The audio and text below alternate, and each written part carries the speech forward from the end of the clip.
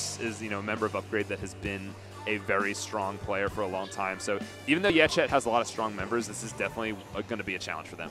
PICKUPgrade are going to be looking to blow away more than expectations as we go back to Clan Blitz at Inkblot Art Academy. There are the setups, the Kenta Dynamo coming out from Chris, and definitely interesting setup. Again, that camo Tentabrella, we're seeing it again, but this time in Clan Blitz. Yeah, now because it's the camo, they don't have the bubbles that really can be out of control on this map. Now, but a camo is kind of a counter to other bubble weapons, but Team Yetchat is actually not using any of those bubble weapons, so it could be a little bit of a, kind of a rock, paper, scissors mispick right there. We'll see how it works out. Now, Yetchat does have some ways to deal with that camo tent. They have some longer range, they have explosives, and they have that Stingray. It seems like they're going to use that here at the start of the game. Now, as we see Pixel pushing up, members of PICKUPgrade are able to get that initial score, which is kind of early enough to still work out. Now, there's going to be no extra points, and Yetchat's going to be able to get map control. But the question is, how long will they be able to keep map control? How much will they be able to get clams to make some kind of push? It seems like they are collecting enough clams to make a power clam. If one gets made, the pity clam gets picked up. Now, if this push is successful, this will definitely be a pretty nice lead for Yetchat. We'll see if they're able actually to do that. Logan's having to get out of the way of those Tenta missiles.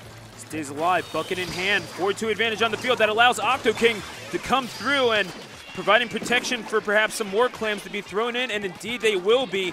Queen going to come to provide some support. However, running into a sea of purple, and indeed some bullets to the back. A second shooter coming in, Lil Sound DJ, providing that long-range support, and eventually that was, I believe it was Keta coming in for the kill. So 4-2 on the field, shoes on the other foot now for PICKUPgrade, but a nice little lead to start things off, 59 points on the board and looking to pile on more.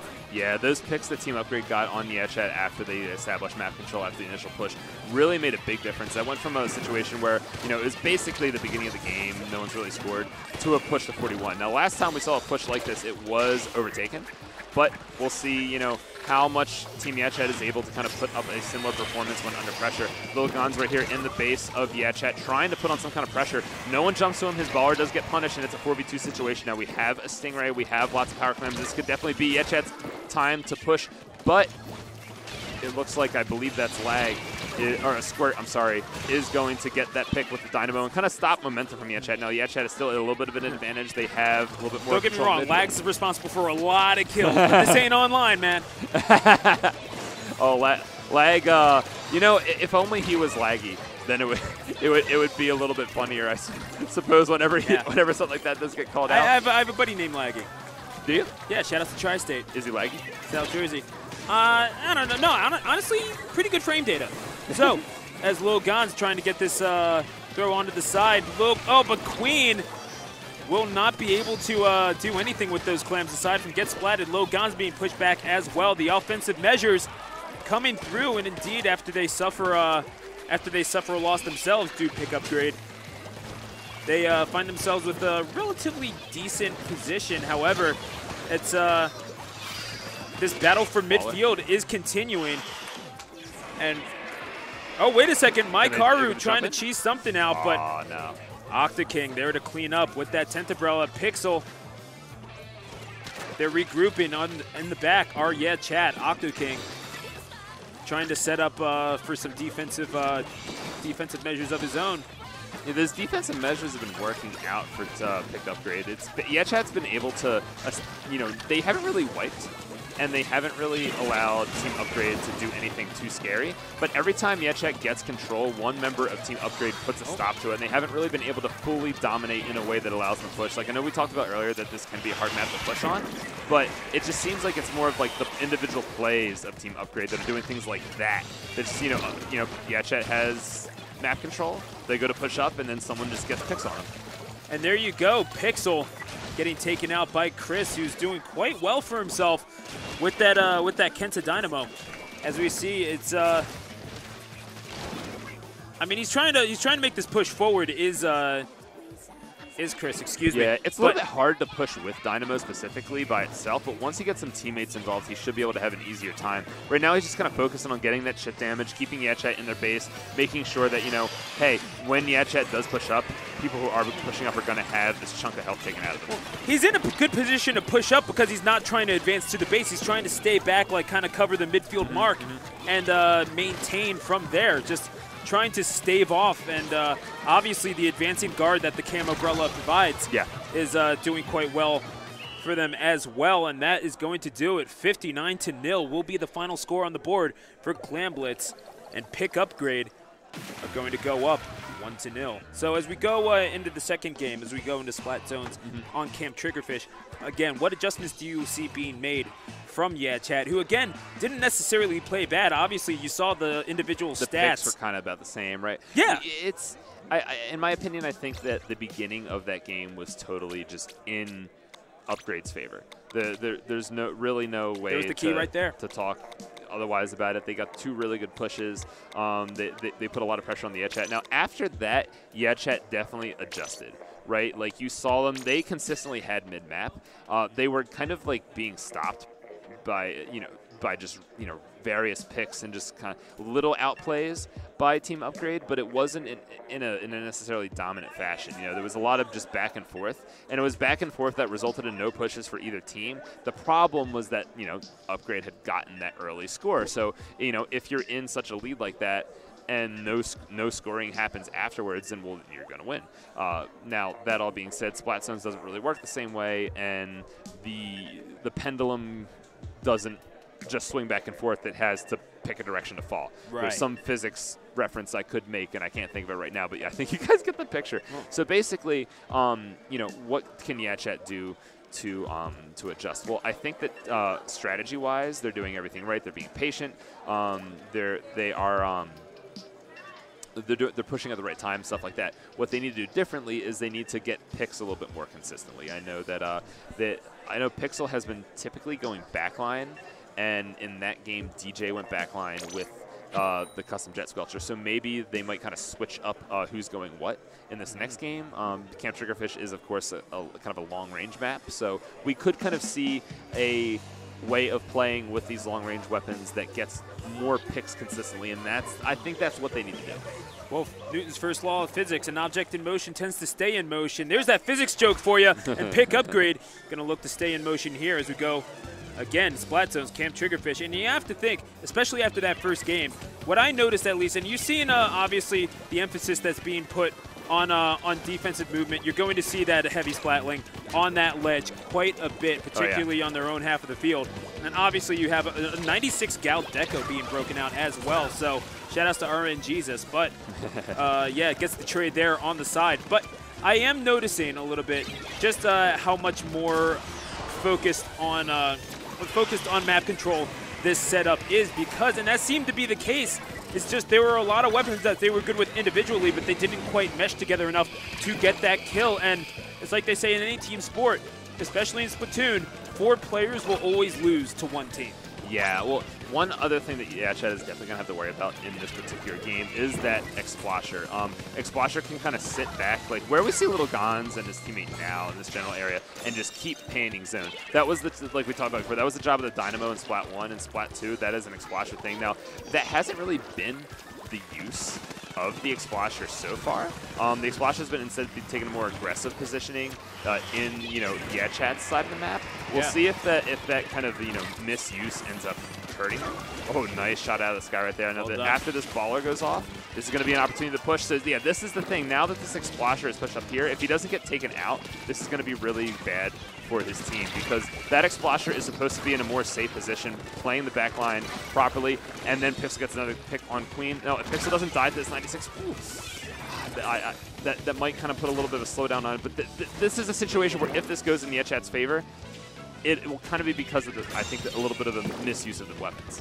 There you go, and it took a while for them to. Oh, but again they take it back. PICKUPgrade, persistent as ever. They just could not retake Yachat. They were focused so much on that second zone that they lost sight of the first, and that allowed PICKUPgrade to retake control. No penalty on their side yet, and just like that, more than 90 points on the board, looking for the knockout blow. And their game plan is falling apart. Everyone has a plan until they get punched in the mouth. And PICKUPgrade strapping on their gloves and punching Yatchat straight in the face. That's a 2-0 lead for them, and all of a sudden, Yatchat seems to be on the ropes. Yeah, I mean, Yatchat, they started that game seeming like they knew what to do, but as soon as they lost control, it just seemed like that was not the case, right? We saw the 96 battles kind of go in Little Gon's favor every time. And once again, just like in that first game, every single time Yatchat started getting something going, one member of PICKUPgrade just completely took out everyone.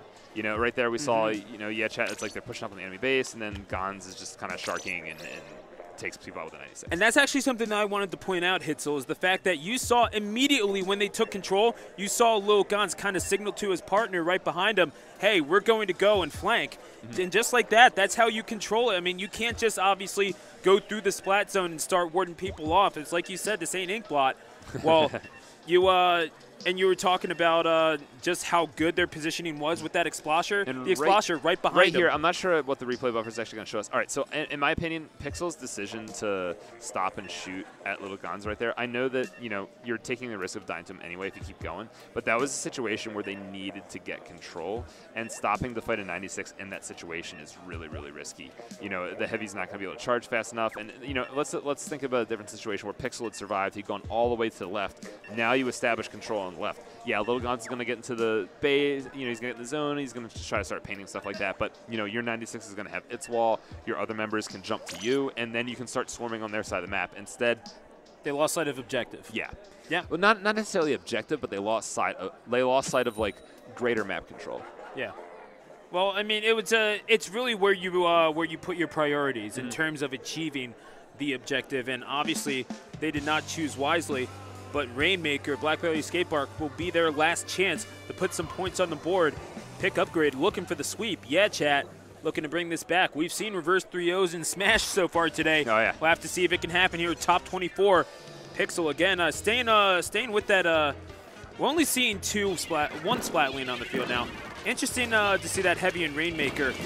They're definitely thinking defensively, but PICKUPgrade are playing such efficient offense and such smart offense in terms of their positioning.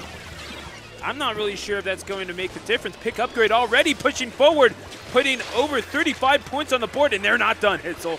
Yeah, they are moving really fast. They're in a good position to make a really big scoring push if they're able to actually get the Rainmaker up and over this ledge.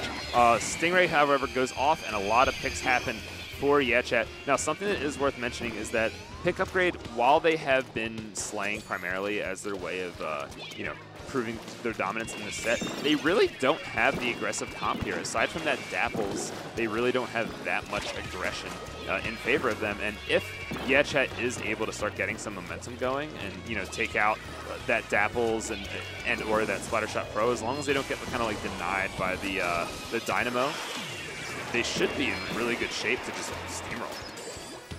Little Sound DJ trying to put in that work. However, Chris, gets picked off by Mike Haru.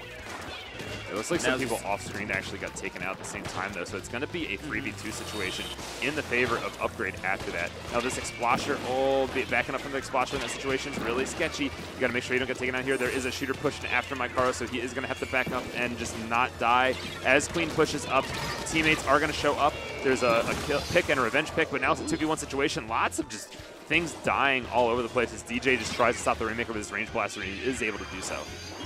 And you saw, I mean, Mike Haru almost being forced to retreat just because, I mean, it had the point sensor on that allowed PICKUPgrade to pursue, and well done by them. But Pixel is pretty even in terms of ink coverage, and Mike Haru is going to let that thing reset.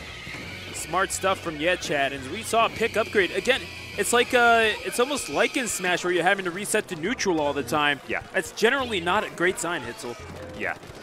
You know, in this particular map and mode, Black Valley Skate Park, this is a map where it is very easy to push. So something that is kind of in the cards for Yatchat is the ability to, nice teamwork right there.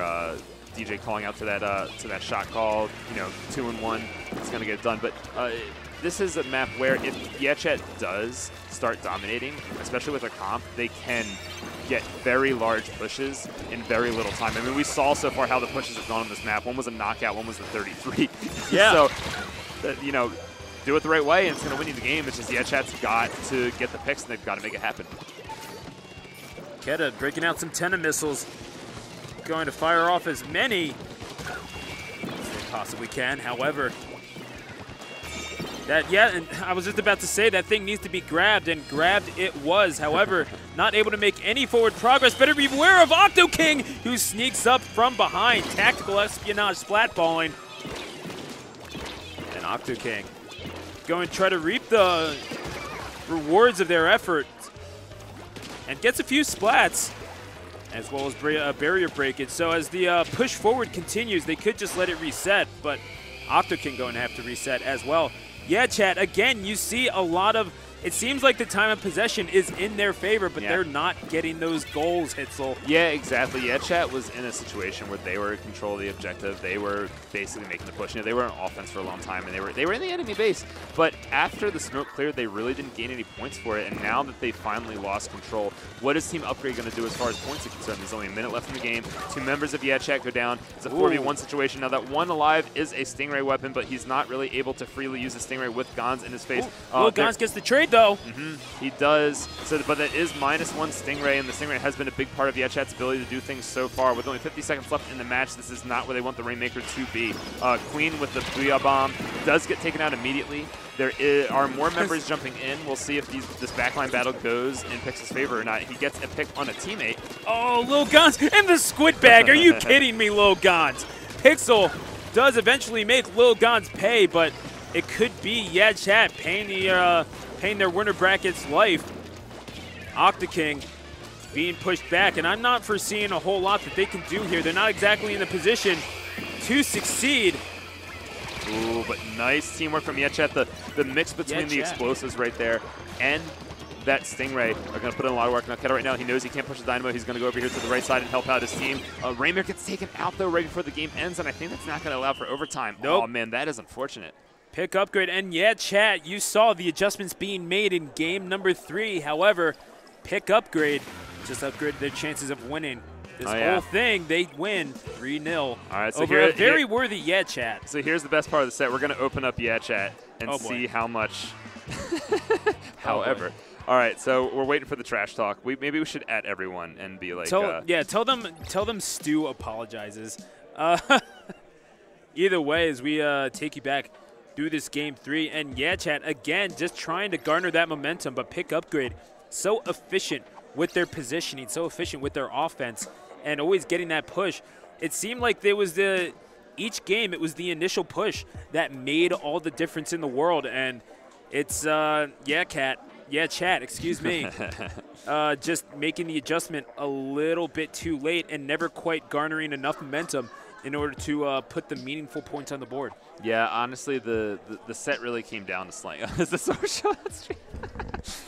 The mini, man, the mini needs to get signed. But yeah, no, we definitely saw a set where Chat was just getting outslayed consistently. They were getting outslayed. That Dynamo was really hard for them to deal with. I think that Dynamo being a very rare weapon in Splatoon 2, not really considered good. If you're fighting someone who's actually good with it, it's like, you fight a low-tier weapon, you're not used to fighting it. If you fight someone who's good with it, they're going to start doing stuff that you can't handle. And that seemed to be the case with that Dynamo a lot. And when that wasn't the case, when, the Dynamo wasn't doing well, someone else was doing well. Little Gons was slaying, Queen was, getting stuff done with that Splattershot Pro.